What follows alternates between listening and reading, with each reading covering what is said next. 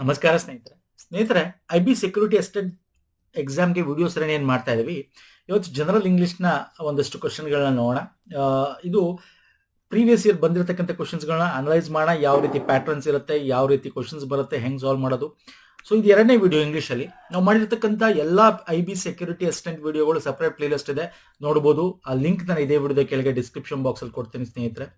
ಹಾಗೆ ನಮ್ಮ Telegram, Instagram follow ಮಾಡಿ, ಅಲ್ಲೂ ಕೂಡ ನಾವು ಶೇರ್ ಮಾಡ್ತೀವಿ, ಪುನೀತ್ ಫೋರಮ್ ಅಂತೇಳಿ. ಈ ರೀತಿ ಸರ್ಚ್ ಮಾಡೋ ರೀತಿ ಸಿಂಬಲ್ ಎಲ್ಲ ಸಿಗುತ್ತೆ, ತಾವು ಜಾಯ್ನ್ ಆಗ್ಬೋದು. ಬನ್ನಿ ಸ್ನೇಹಿತರೆ, ಹಾಗೆಲ್ಲ ಡೈರೆಕ್ಟ್ ಆಗಿ ನಾನು ಕ್ವಶನ್ಸ್ಗೆ ಬರ್ತೇನೆ. ಫೈನ್, ಇದೇನಿದೆ ನೋಡೋಣ ಬನ್ನಿ. Select the most appropriate option two fill in the blanks ಅಂತಿದೆ. ಓಕೆ, ಆಫ್ಟರ್ ಯು ನೋಡಿ, ಇಲ್ಲಿ 3 ಫಿಲ್ ಇನ್ ದ ಬ್ಲಾಂಕ್ಸ್ ಇದೆ, ಇಲ್ಲಿ 3 ಇದೆ. ಓಕೆ, ಐದರ್ ಇದು ಇಷ್ಟು ಕೂತ್ಕೋಬೇಕು ಈ 3ರಲ್ಲೂ, ಅಥವಾ ಈ 3ರಲ್ಲಿ ಈ 3, ಎರಡನೇ ಆಪ್ಷನ್ ಇರೋದು 3, ಯಾವ್ದು ಬೇಕಾದ್ರೂ ಹೋಗ್ಬೋದು. ಓಕೆ ಫೈನ್, ಇಲ್ಲಿ ಏನಿದೆ ನೋಡಿ, ಆಫ್ಟರ್ ಯು ಫಸ್ಟ್ ಏನ್ ಮಾಡ್ಬೇಕು, ಓದ್ಕೊಂಡ್ಬಿಡ್ಬೇಕು. ಸುಮ್ಮನೆ ಹಂಗೆ ಓದ್ಕೊಂಡ್ಬಿಡಿ, ಅರ್ಥ ಮಾಡ್ಕೊಳ್ಳಿ. ಅರ್ಥ ಮಾಡೋಕ್ಕೆ ಟ್ರೈ ಮಾಡಿ. After you a meal or a snack, your pancreas releases more insulin to make sure that extra glucose in your bloodstream can enter cells. If you have more glucose than you need, your body can remove the excess your blood and store it in your liver and muscles to or convert it to fat. Okay, ಇಲ್ಲಿ ಏನಿದೆ, ನೀವು ಏನು ಊಟ ಮಾಡ್ತೀರಾ ನೀವು, okay you ಅಂತಿದೆ. Okay, ಅದೇನಾಗುತ್ತೆ, ನಿಮ್ಮ ಯಕೃತ್ ಪ್ಯಾಂಕ್ರಿಯಾಸ್ ಅಲ್ಲಿಂದ ನಿಮಗೆ ಇನ್ಸುಲಿನ್ ಬರುತ್ತೆ, ಅಲ್ಲಿಂದ ಅದು ಗ್ಲೂಕೋಸ್ ನ ಕನ್ವರ್ಟ್ ಮಾಡಿ ಬ್ಲಡ್ ಸ್ಟ್ರೀಮ್ಸ್ಗೆ ಕಳಿಸುತ್ತೆ ಅಲ್ವಾ, ಅದ್ರ ಹೇಳ್ಕೊಳುತ್ತೆ. ಅದಾದ್ಮೇಲೆ ಎಕ್ಸ್ಟ್ರಾ ಗ್ಲೂಕೋಸ್ ಏನಾಗುತ್ತೆ, ನಿಮ್ ಬಾಡಿ ಬ್ಲಡ್ ಸ್ಟ್ರೀಮ್ ಇಂದ ರಿಮೂವ್ ಮಾಡಿ ಅದು ಲಿವರ್ ಏನ್ ಮಾಡುತ್ತೆ, ಮಸಲ್ಸ್ ಅಥವಾ ಅದನ್ನ ಮಸಲ್ಸ್ ಅಂದ್ರೆ ಮಾಂಸಖಂಡಗಳು ಕಳಿಸುತ್ತೆ, ಅಥವಾ ಕನ್ವರ್ಟ್ ಫ್ಯಾಟ್ ಆಗಿ ಕನ್ವರ್ಟ್ ಆಗುತ್ತೆ ಅಂತಿದೆ. ಇಲ್ಲಿ ನೀವು ಅರ್ಥ ಮಾಡ್ಕೋಬೇಕಾಗಿರೋದು, ಆಫ್ಟರ್ ಡ್ಯಾಶ್ ಎ ಮೀಲ್ ಅಂದ್ರೆ ನೀವು ಏನ್ ತಿಂತೀರಾ, ಊಟ. ಆಫ್ಟರ್ ಊಟ ಅಂದ್ರೆ ಯು ಅಂತಿದೆ, ಅಂದ್ರೆ ಈಟ್ ಬರಬೇಕು. ನೋಡಿ, ಇಲ್ಲಿ ಈಟ್ ಬರಬೇಕು, ಅಥವಾ ಡ್ಯೂೋ ಬರಬೇಕು, ಕನ್ಸ್ಯೂಮ್ ಬರಬೇಕು, ಗೋಬೆಲ್ ಬರಬೇಕು. ಓಕೆ, ಗೋಬೆಲ್ ಅಂದ್ರೆ ಗಪ ಗಪ ತಿನ್ನೋದು, ಇದು ಗಪ ಗಪನೆ ತಿನ್ನೋದು ಅಂತ. ಓಕೆ, ಕನ್ಸ್ಯೂಮ್ ಅಂದ್ರೆ ಸೇವನೆ ಅಂತ ಬರುತ್ತೆ, ಸೇವನೆ. ಇದು ಡಿವೋರ್ ಅಂತಂದ್ರೆ ಇದು ಒಂಥರ ಏನ್ ಹೇಳ್ತೀವಿ, ಏನ್ ಅಂತೀವಿ, ಗಬ ಅಂತೀವಿ. ಇನ್ನೊಂದು ರೀತಿ ಪದಗಳು ಬರುತ್ತಲ್ಲ. ಓಕೆ, ಜಾಸ್ತಿ ತಿನ್ನೋದು, ಆ ರೀತಿ ಬರ್ತಕ್ಕಂಥ ಪದಗಳು. ಸಿಂಪಲ್ ಆಗಿ ಏನೋ ನಾವು ತಿಂತೀವಿ ಅನ್ನೋದಕ್ಕೆ ಅಂತೀವಿ, ಈಟ್ ಅಂತೀವಿ. So this is the right answer. So ಒಂದ್ ಗೊತ್ತಾಗ್ತು ಅಂದ್ರೆ this is the right answer, option 1. ನೋಡಿ, ಇಲ್ಲಿ ಇನ್ನೊಂದು ಅರ್ಥ ಮಾಡ್ಕೋಬೇಕೇನು ಅಂದ್ರೆ, ನೀವು ಯು ಅಂತಿದೆ, ನಾವು ಅಂತಿಲ್ಲ, ಅಲ್ಲಿ ನೀವು ಯು ಈಟ್ ಎ ಮೀಲ್ ಅಂತಿದೆ. ಓಕೆ, ನೀವು ಈಟ್ ಆದ್ಮೇಲೆ ಏನಾಗುತ್ತೆ, ಅದು ಗ್ಲೂಕೋಸ್ ಆಗುತ್ತೆ ಅಲ್ವಾ, ಕನ್ವರ್ಟ್ ಮಾಡುತ್ತೆ ಪ್ಯಾಂಕ್ರಿಯಾಸ್, ಇನ್ಸುಲಿನ್ ಬಂದು ಅದು blood stream can enter dash cell ಅಂತಿದೆ. ಡ್ಯಾಶ್ ಸೆಲ್ ಅಂದ್ರೆ ಏನರ್ಥ, ಯು ಅಂತ ಸ್ಟಾರ್ಟ್ ಮಾಡಿದ್ರೆ ಯಾರ್ ಸೆಲ್ಲು, ನಿಮ್ಮ ಸೆಲ್ಲು ಅಂತ ಹೇಳ್ಬೇಕಂದ್ರೆ ಯುವರ್ ಸೆಲ್ ಅಂತ ಅನ್ಬೇಕು. ಸೊ ಇಲ್ಲಿ ಯುವರ್ ಅಂತಿದೆ ನೋಡಿ, ಅಟ್ಲೀಸ್ಟ್ ಇದು ಗೊತ್ತಾಗಿರೋದ್ರೆ ಎರಡನೇ ಆಪ್ಷನ್ಗೆ ಯುವರ್ ಅಂತ ಬರ್ಲೇಬೇಕು, ಯಾಕಂದ್ರೆ ಇಲ್ಲಿ ಯು ಅಂತಿದೆ. ಅರ್ಥ ಆಗ್ತಿದೆಯಲ್ಲ? ನಾನು ನಿಮ್ಗೆ ಏನ್ ಹೇಳಕ್ ಟ್ರೈ ಮಾಡ್ತೇನೆ ಅಂದ್ರೆ, ನೀವು 3 ಈ ಒಂದು ಇದರಲ್ಲಿ ಆಪ್ಷನ್ ಅಲ್ಲಿ ಚೆಕ್ ಮಾಡಿದಾಗ ಯಾವ್ದಾದ್ರು ಒಂದಂತೂ ಗೊತ್ತಾಗ್ಬಿಡುತ್ತೆ. ಒಂದು ಗೊತ್ತಾದ್ರೆ ನಿಮ್ಗೆ ಯಾವ ಆಪ್ಷನ್ಸ್ ಅಂತ ಗೊತ್ತಾಗ್ಬಿಡುತ್ತೆ. ನೋಡಿ, ಇಲ್ಲಿ ಮೊದಲನೇದು ಈಟ್ ಅಂತ ಗೊತ್ತಾದ್ರೆ ದಿಸ್ ಆಪ್ಷನ್ ಇಸ್ ಕರೆಕ್ಟ್, ಅಥವಾ ಎರಡನೇ ಡ್ಯಾಶ್ಗೆ ಯುವರ್ ಅಂತ ನಿಮ್ಗೆ ಗೊತ್ತಾಗೋಯ್ತು ಅಂದ್ರೆ, ನೋಡಿ, in your blood stream can enter your cell, ನಿಮ್ಮ ಸೆಲ್ ಒಳಗೆ ಹೋಗುತ್ತೆ. ಸೊ ಯುವರ್ ಇದೊಂದೇ ಆಪ್ಷನ್ ಅಲ್ಲಿ ಇರೋದು. ಇಲ್ಲಿ ನೋಡಿ, ಎನಿ ಇದೆ, ದಾ ಇದೆ, ದೇರ್ ಇದೆ. ಸೊ ಇದು ಯಾವ್ದು ಆಗಕ್ಕೆ ಸಾಧ್ಯ ಇಲ್ಲ. So option 1 is the right answer. ಅರ್ಥ ಆಗ್ತಿಲ್ಲ ಹೇಳೋದು ಅಂದ್ರೆ, ಇಲ್ಲಿ ನಾನು ಏನ್ ಹೇಳಕ್ ಟ್ರೈ ಮಾಡ್ತೇನೆ ಸ್ನೇಹಿತರೆ, 3 ಡ್ಯಾಶ್ ಅಲ್ಲಿ ನಿಮ್ಗೆ ಒಂದು ಯಾವ್ದಾರ ಗೊತ್ತಾದ್ರೂ ಆನ್ಸರ್ ಮಾಡಬಹುದು. ಅಂದ್ರೆ ನೀವು ಅದನ್ನ ಅರ್ಥ ಮಾಡ್ಕೋಬೇಕು, ಅರ್ಥೈಸ್ಕೋಬೇಕು. ಫಸ್ಟ್ ಇಲ್ಲಿ ಏನಿದೆ ಓದ್ಬೇಕು, ಓದ್ತಾನೆ ಅರ್ಥೈಸ್ಕೊಳ್ಳೋ ಸ್ಟಾರ್ಟ್ ಮಾಡಬೇಕು. ಹೆಚ್ಚು ಈ ತರ ಕ್ವಶನ್ಸ್ ಗಳು ಸಾಲ್ವ್ ಮಾಡಿದಾಗ ನಿಮ್ಗೆ ಅದು ಈಸಿ ಆಗ್ಬಿಡುತ್ತೆ. ಓಕೆ ಫೈನ್ ಸರ್, ನೆಕ್ಸ್ಟ್ ಬರ್ತೇನೆ.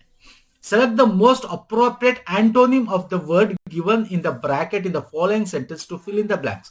ಓಕೆ, ನೋಡಿ, this is different. Antonym just ಒಂದ್ ಸಿಂಗಲ್ ವರ್ಡ್ ಕೊಡ್ತಾನೆ, ಮುಂದೆ ತಗೋತೀನಿ, ಅದು ಕೂಡ ಇದೆ.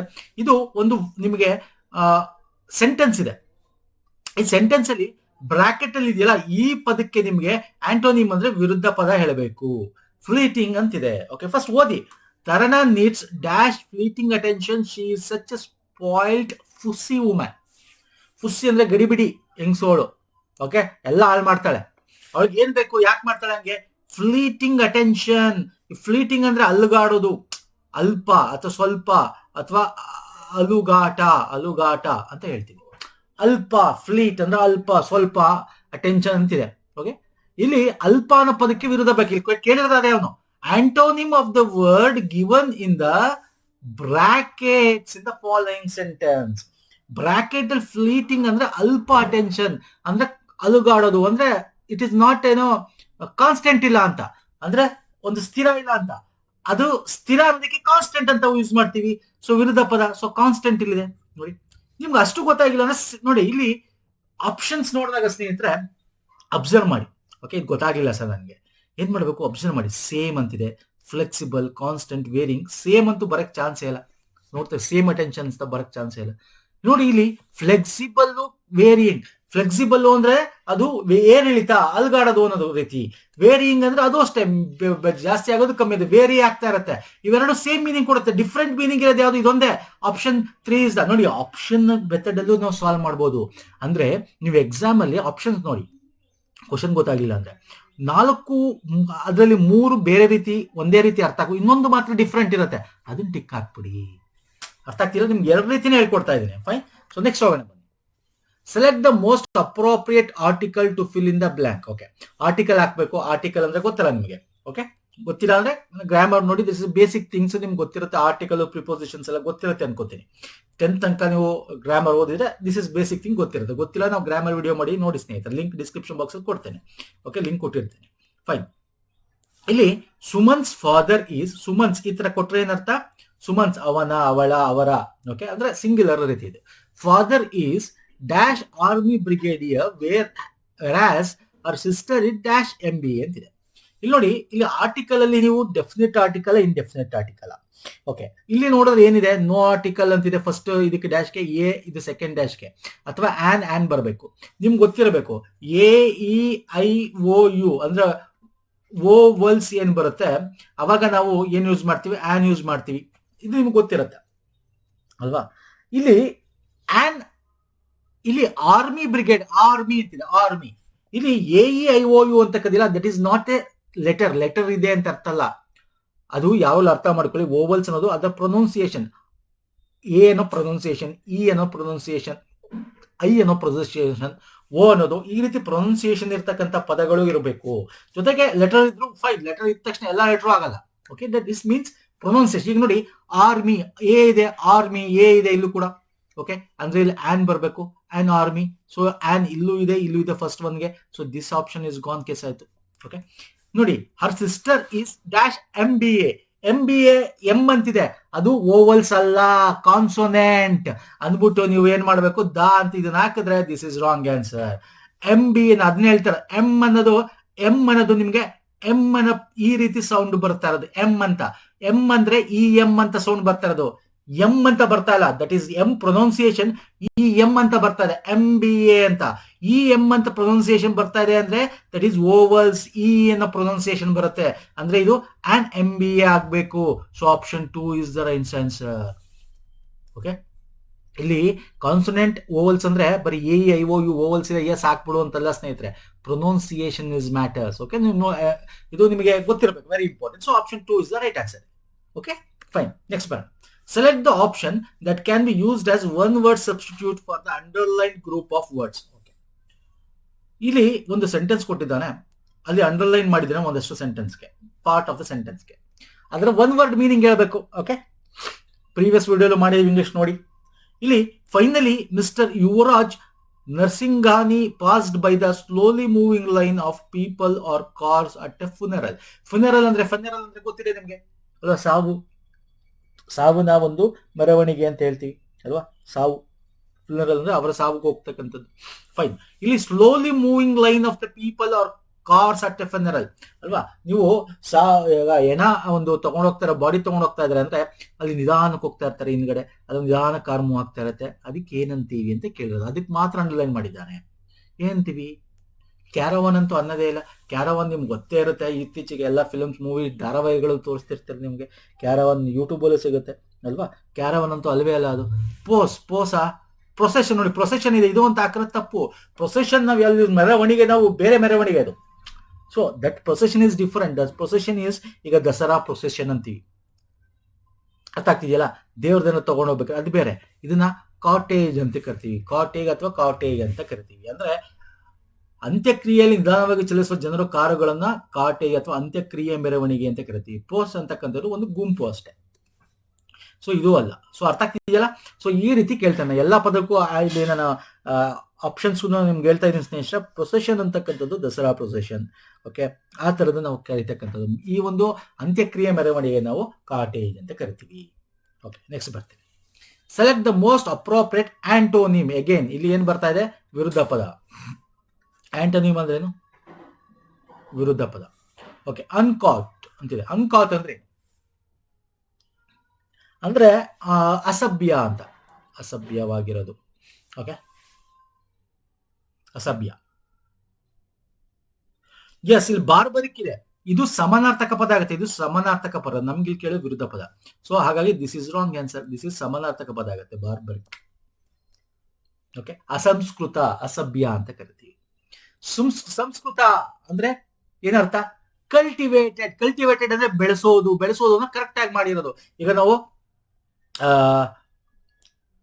ಏನಾದ್ರೂ ಭತ್ತ ಬೆಳಿತೀವಿ, ಭತ್ತ ರೈಸ್ ಕಲ್ಟಿವೇಟೆಡ್ ಅಂತೆಲ್ಲ ಕರಿಯಲ್ವಾ? ಅಂದ್ರೆ ಬೆಳೆಸಿರ್ತಕ್ಕಂಥದ್ದು ಕರೆಕ್ಟ್ ಆಗಿ ನಾವು ಹೆಂಗ್ ಬೇಕಂಗ್ ಮಾಡ್ಕೊಂಡಿರೋದು. ಅಂದ್ರೆ ಇಟ್ ಈಸ್ ಸುಸಂಸ್ಕೃತ ಅಲ್ಲ, ಇದು ನಾವು ಕರೆಕ್ಟ್ ಇದ್ರಲ್ಲಿ ಹೋಗ್ತಾ ಇರೋದು ಅನ್ನೋ ರೀತಿ. ಅಂದ್ರೆ ಇಲ್ಲಿ ಒರಟು, ನಯವಿಲ್ಲದ, ಅಸಭ್ಯ, ಅಸಂಸ್ಕೃತ, ಅನಾಗರಿಕ ಅನ್ನೋದು ಅನ್ಕಾಟ್ ಅಂತ ಬರ್ತಕ್ಕಂಥದ್ದು. ಅದಕ್ಕೆ ಸಮಾನಾರ್ಥಕ ಪದ ಬಾರ್ಬರಿಕ್ ಅಂದ್ರೆ ಅನಾಗರಿಕ. ಓಕೆ, ಕಲ್ಟಿವೇಟೆಡ್ ಅಂದ್ರೆ ರಿಫೈನ್ಡ್, ಸಂಸ್ಕರಿಸಿದ, ಸುಶಿಷ್ಟವಾದ.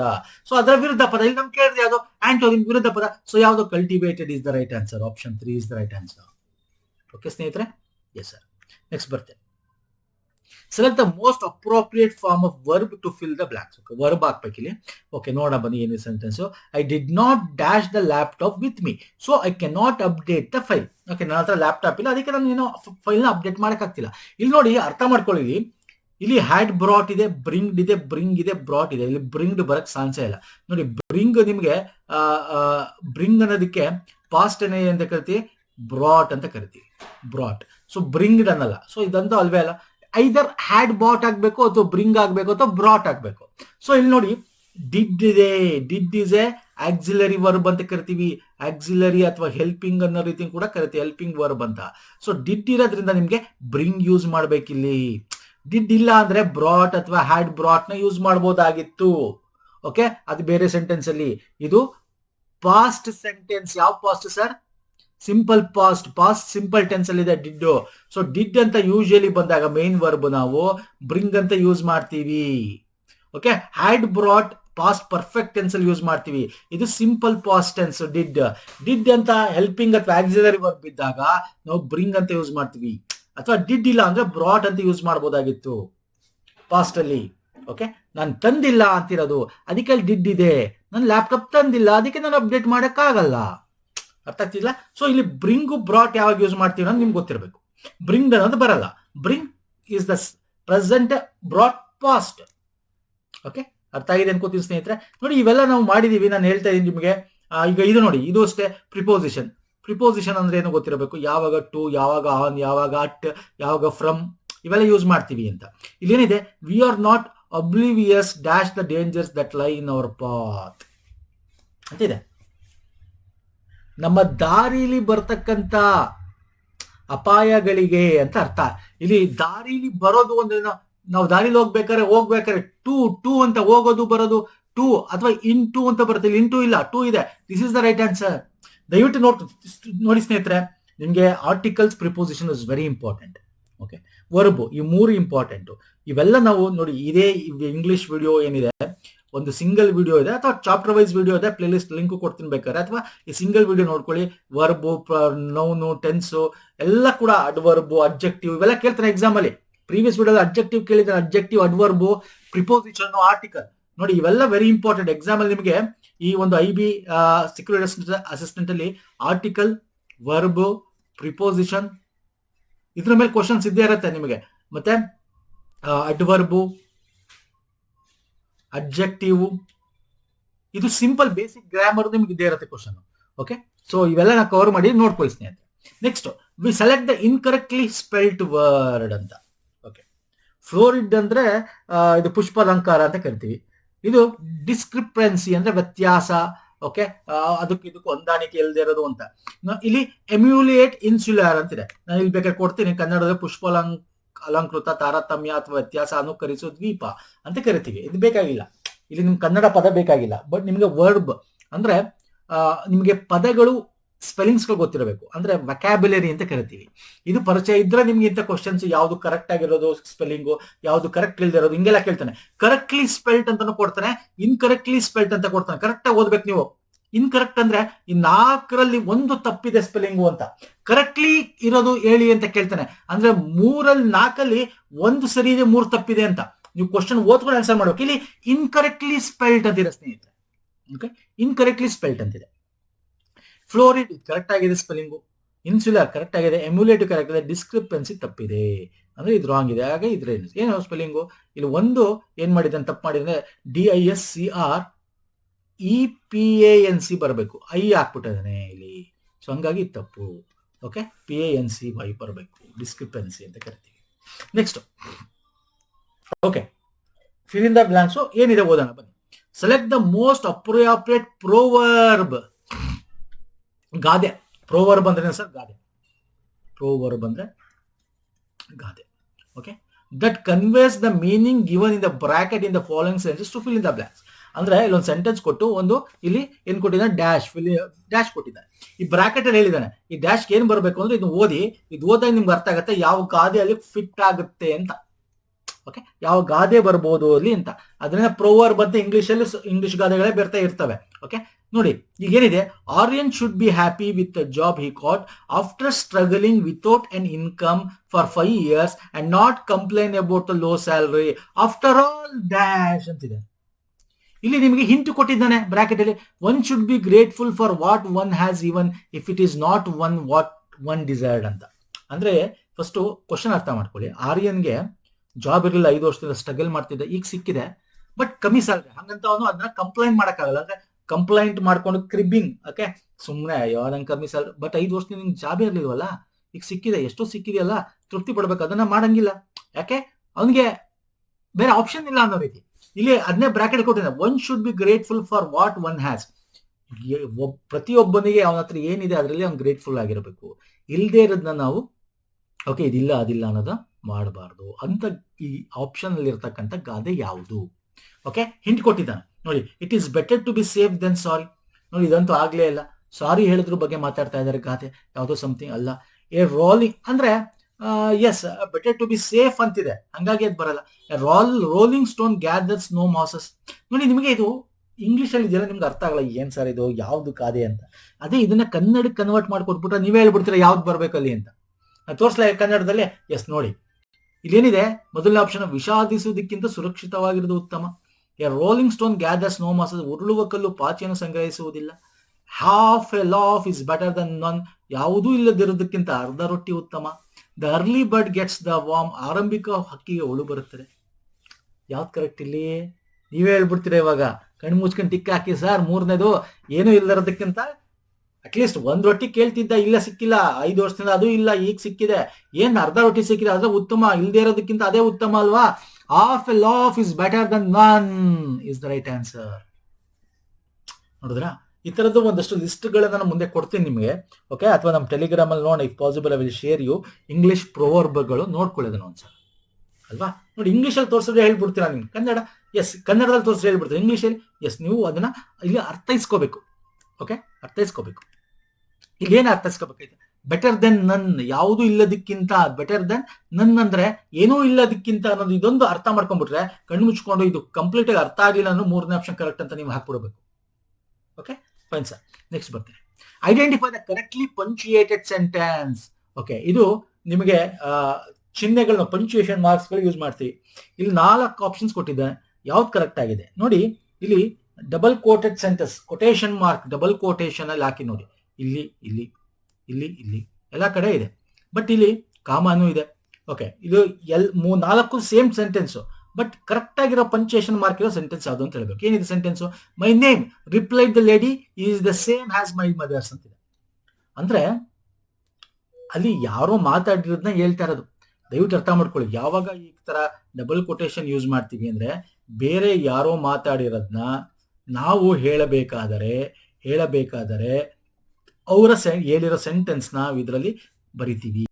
ಅಂದ್ರೆ ನೋಡಿ, my name replied the lady ಅಂದ್ರೆ ಅಲ್ಲಿ ಯಾರೋ ಇಬ್ರು ಮಾತಾಡ್ತಾ ಇದ್ರೆ ಆ ಲೇಡಿ ರಿಪ್ಲೈ ಮಾಡಿದ್ರೆ ನನ್ನ ಹೆಸರು ಅಂತ ರಿಪ್ಲೈ ಮಾಡಿ is the same as my mother's. ಅಂದ್ರೆ ನನ್ನ ತಾಯಿಯ ಹೆಸರೇ ನಂದು ಅಂತ ಹೇಳಿದ್ದಾಳೆ. ಅದನ್ನ ನಾವೇನ್ ಹೇಳ್ತಾ ಇದೀವಿ ಇಲ್ಲಿ, my name. Yes, this is correct ಇದೆ. Okay, reply the lady correct ಆಗಿದೆ. ಬಟ್ ಇಲ್ಲಿ ಕಾಮ ಬರಬೇಕಾಗಿತ್ತು, ಕಾಮ ಇಲ್ಲ. ಓಕೆ, ಅವಳು ರಿಪ್ಲೈ ಮಾಡ್ತಾ ಇದ್ದಾಳೆ ಏನಂತ ಅಂದ್ರೆ ಇಲ್ಲಿ ಕೊಟೇಶನ್ ಮಾರ್ಕ್ ಅಲ್ಲಿ, ಡಬಲ್ ಕೊಟೇಶನ್ ಮಾರ್ಕ್ ಅಲ್ಲಿ ನಾವು ಹಾಕಿದೀವಿ. ಬಟ್ ಇಲ್ಲಿ ಕಾಮ ಬರಬೇಕಾಯ್ತು, so this is wrong answer. ಇಲ್ಲೂ ಕಾಮ ಇಲ್ಲ, this is the wrong answer. ಇಲ್ಲಿ ನೋಡಿ, ಮೈ ನೇಮ್ ಇದು ಕರೆಕ್ಟ್ ಆಗಿದೆ. ಬಟ್ ಇಲ್ಲಿ ಅದಾದ್ಮೇಲೆ ಕಾಮ ಬರಬೇಕಾಯ್ತು ಒನ್ಸ್ ಅಗೇನ್. ಇಲ್ಲಿ ಕಾಮ ಇದೆ ನೋಡಿ, ಇಲ್ಲಿಲ್ಲ. ಓಕೆ, ಮೈ ನೇಮ್ ಅಂತ ಅವಳು ಹೇಳಿದಾಳೆ, ಅದನ್ನ ಕೋಟೆಡ್ ಮಾರ್ಕ್ ಅಲ್ಲಿ ಹಾಕಿದೀವಿ. ಆಮೇಲೆ ಕಾಮ ಹಾಕಿ ರಿಪ್ಲೈಡ್ ದ ಲೇಡಿ ಅಂತ ಹಾಕಿ ಕಾಮ ಹಾಕಿ is the name as mother's ಅಂತಿದೆ. ಇದು ಕರೆಕ್ಟ್ ಆಗಿತ್ತು, ಬಟ್ ಮದರ್ಸ್ ಅಂತಿದೆ, ಇದು ತಪ್ಪು. ಓಕೆ, ಏನು ನನಗೆ ಒಬ್ಳೆ ತಾಯಿ ಅಲ್ವಾ, ಅವಳ ಹೆಸರು ನನ್ನ ಹೆಸರು ಅಂತ ಹೇಳ್ತಾ ಇರೋದಿಲ್ಲಿ. ಅಂದ್ರೆ ಮದರ್ಸ್, ಇದು ಬಹುವಚನ ಆಯ್ತು. ಸಿಂಗ್ಯುಲರ್ಗೆ ನಾವು ಈ ರೀತಿ ಕೋಟ್ ಮಾಡ್ತೀವಿ. ಓಕೆ, ಸಿಂಗ್ಯುಲರ್ಗೆ ಮದರ್ಸ್ ಅಂತ ಹಿಂಗೆ ಬರ್ತೀವಿ. ಸೊ ಇಲ್ಲಿ ಕಾಮ ಇಲ್ಲೂ ಇದೆ, ಇಲ್ಲೂ ಕಾಮ ಇದೆ, ಇಲ್ಲಿ ಕೊಟೇಶನ್ ಇಲ್ಲೂ ಇದೆ, ಆಮೇಲೆ ಇಲ್ಲೂ ಕೂಡ ಕೊಟೇಶನ್ ಅವಳು ಹೇಳಿರೋದನ್ನ ಕೋಟೆಡ್ ಮಾರ್ಕ್ ಅಲ್ಲಿ ಇದೆ. So this is the right answer. ಅಂದ್ರೆ ಕರೆಕ್ಟ್ ಆಗಿ ಪಂಚುಯೇಷನ್ ಅಲ್ಲಿ ಇರ್ತಕ್ಕಂಥದ್ದು ಯಾವುದೊಂದು ಆಪ್ಷನ್ 4. ನೋಡಿ, ಇದಕ್ಕೆ ಇಂಗ್ಲಿಷ್ ಪಂಚುಯೇಷನ್ ಮಾರ್ಕ್ಸ್ ನೀವು ಕಲಿಬೇಕು ಅಂದ್ರೆ ಫಸ್ಟ್ ಕನ್ನಡದಲ್ಲಿ ಅರ್ಥ ಮಾಡ್ಕೊಂಡಿರ್ಬೇಕು. ಎಲ್ಲಿ ಎಕ್ಸ್ಕ್ಲಮೇಟರಿ ಸೆಂಟೆನ್ಸು, ಆಶ್ಚರ್ಯ ಸೂಚಕ ಈ ತರದಲ್ಲಿ ಯೂಸ್ ಮಾಡ್ತೀವಿ ಅನ್ನೋದಕ್ಕೆ ನಾವು ಕನ್ನಡ ಗ್ರಾಮರ್ ಅಲ್ಲಿ ಮಾಡಿದೀವಿ. ಓಕೆ, ಕನ್ನಡ ಗ್ರಾಮರ್ ನಮ್ಮ ಪ್ಲೇ ಲಿಸ್ಟ್ ಅಲ್ಲಿ ಸಿಗುತ್ತೆ, ಅಥವಾ ನಮ್ಮ ಟೆಲಿಗ್ರಾಮ್ ಅಲ್ಲಿ ಶೇರ್ ಮಾಡ್ತಿರ್ತೀವಿ, ನೋಡ್ಕೊಳ್ಳಿ. ಕನ್ನಡ ಗ್ರಾಮರ್ ಅಲ್ಲಿ ಈ ಒಂದು ಚಿಹ್ನೆಗಳ ಬಗ್ಗೆ ನಾವು ಮಾಡಿದೀವಿ. ಅದನ್ನ ನೀವು ಅರ್ಥ ಮಾಡ್ಕೊಂಡ್ಬಿಟ್ರೆ ಇಂಗ್ಲಿಷ್ ಅಲ್ಲಿ ಈ ತರದ್ದು ಯಾವುದೇ ಕೊಟ್ಟರು ನೀವು ಆನ್ಸರ್ ಮಾಡ್ಬಿಡ್ತೀರಾ.